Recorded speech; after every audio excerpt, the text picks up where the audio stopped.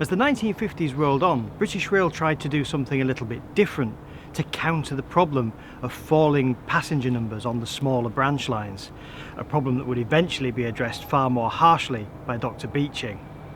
And one of the solutions to that problem was to have these tiny one-train units, nicknamed bubble cars, the Class 121s. And they were mostly focused around the southwest, so South Wales, Cornwall and the Thames Valley. There were only 16 of them ever built, and they were powered by a 300 horsepower engine, which was quite powerful for a diesel multiple unit, but it needed to be because it was hilly country that they operated in, and the extra power proved to be very useful. The 121 was designed and constructed by a company called Pressed Steel near Oxford, a company that had been largely previously known for building car bodies for the British car industry. They'd already built one class of diesel multiple unit, the successful 117s, and all they did to create the 121 was basically build a Class 117 that had a cab at each end. Aside from the 16 driving motor brake seconds, they also built 10 unpowered driving cars, known as driving trailer seconds, to couple up to the 121 in the event of needing higher capacity. These were essentially only very slightly facelifted 117 DTSs, bringing them stylistically more in line with the interiors of the 121s. Only a few minor tweaks. However, because the engine power for a single car was so great on the lines that they traversed, adding the weight of a driving trailer second brought them back down to the same kind of power levels as other DMUs, and that put them at a distinct disadvantage when climbing the hills of Cornwall and Wales. Because of this, the DTSs were rarely used, and only 2 of them have survived into preservation. When the small branch lines that the Class 121 ran on were closed as a result of the Beeching Act, these trains found themselves relocated to places around Plymouth, Cardiff, and they found themselves running other branch lines, hilly branch lines. But their time was limited, and by the late 1970s and early 80s many of these cars were being retired and either mothballed or put into use as departmental locomotives. Some of them found use as route learning trains for new drivers. Others were converted to sandite use. Sandite trains are the trains that travel slowly along the track at night, dropping a substance called sandite on the rails to increase traction during wet weather.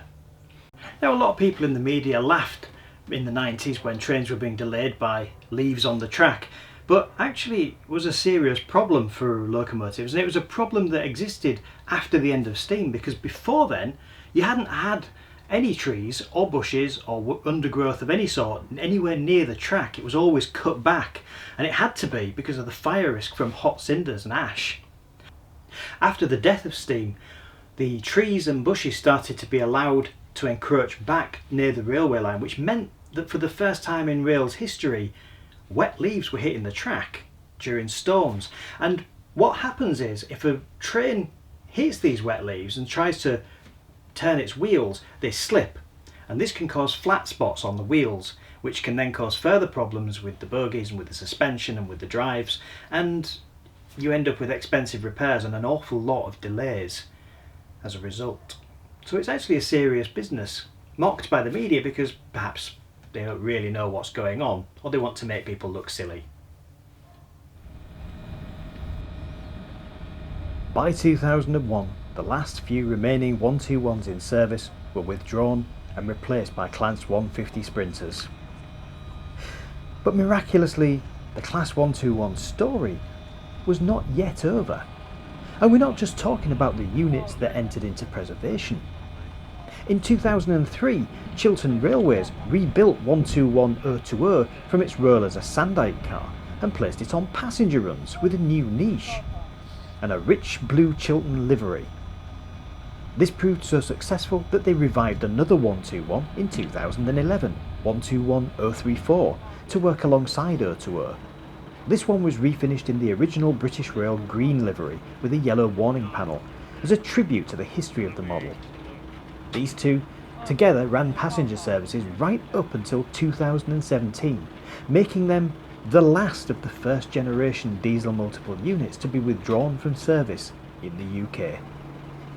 It's a testament to how well loved these little bubble cars were that so many of them still remain in preservation.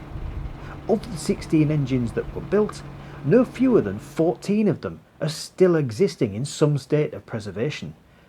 That's an astonishing rate for such a small class, and many of those cars are still giving reliable use to this day, like this one, 121032, currently running up and down the Wensleydale Railway on a daily basis.